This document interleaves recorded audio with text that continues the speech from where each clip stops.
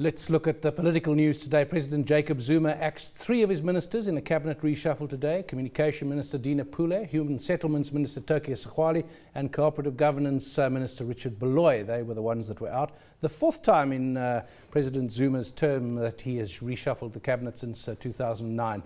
Now, independent political analyst Daniel Silk joins us from Cape Town for more on this move. Daniel, your reading of this, what should we be thinking about when we look at this reshuffle?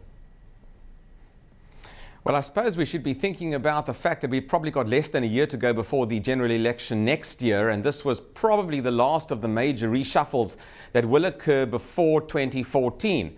So in other words, what Jacob Zuma was trying to do was he was trying to show that A, he's the boss, that B, he's getting rid of some dead wood that haven't performed in cabinet over the last couple of years, that C, he's removing some of his political enemies, and D, he's installing some new ministers that actually might well contribute to better delivery. And I think those are the 4 large themes of this cabinet reshuffle. Daniel, I've got Viv Govender and Wayne McCurry. Viv's got a question for you. Yeah, you said this was the 4th, basically it's the yearly thing that he does. And I've heard many commentators mention the fact that when a new minister comes into play, they often want to basically put in their own plans for a department. So that's one of the reasons we've had such major delays in places, for instance, like the telecom sector, is because every time you put a new minister into play, there's a learning period involved, there's a whole period in which some of the stuff that was actually being implemented by the previous minister is going to be replaced. Is this actually a good way to run a government, to replace your ministers every year or so?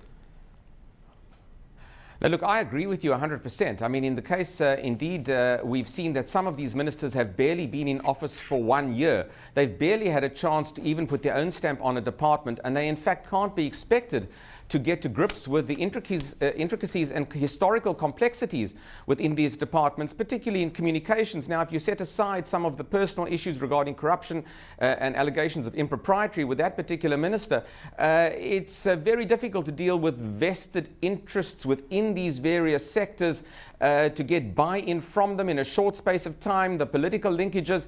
I think that this turnover of ministers that we are seeing is not healthy for the country, and we really need to have very strong leadership at ministerial level, accountable leadership at ministerial level, and they should be allowed, in fact, as long as they perform, to remain in position for some time to try and accomplish what they've set out to do. Right. Daniel, Wayne, there are only 2 ministers left over from the very first ANC administration, and one of them is Trevor Manuel.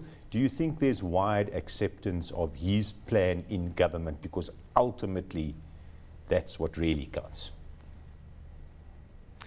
Well, I certainly agree that the National Development Plan of Manuel is clearly the roadmap forward. There are controversial issues surrounding it. Not everybody likes it, but broadly speaking, there's been buy-in from the business community to it, from opposition parties in South Africa, and from elements within government. I mean, the NDP was accepted as government policy at Mangaung last year. So clearly, Manuel has a particular interest in steering this plan, at least kick-starting it in some form or other. I think the plan, though, as it is at the moment, frankly, is in danger of simply disappearing. It's in danger of being objected to by some of the key elements within the alliance. And we saw today, over the course of the last 24 hours, that COSATU have asked for a relook largely at the entire plan, not just at aspects of the plan, to bring it more into line with aspects of alliance policy. So I think this plan currently is in danger. And what interests me, I suppose, from a cabinet issue is just how long is Trevor Manuel prepared to be at the helm of this NDP ship? Or in fact, is this NDP ship going to hit an iceberg and lose its captain in the course of that process? I'd like to use another maritime image, Daniel, and that's it's becalmed. It's in the doldrums. There's no wind. And in the old days, the captain would stand on the bridge and whistle up a wind. And that's what Trevor Manuel's doing at the moment, trying to whistle up a wind, and there's no wind coming.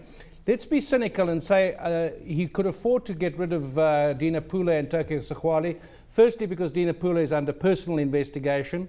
And secondly, Turkey Sekhwali, I think the president realizes his support base is small. He doesn't work at building a support base, and he stood against him at Mangaung. So it's a personal thing, and it gives space for other moves on the chessboard as opposed to worrying about delivery. Look, I still think delivery is critical. I mean, for all the cynicism that I suppose we can have about how politicians play politics, and I think you have to accept the fact that in this particular shuffle, a trade unionist was brought in, a number of members of the Communist Party were brought into ministerial positions, which obviously satisfies the alliance and plays politics, so to speak. To me, it's still critical that government look as though they are serious about delivering and look as though they are serious about tackling corruption.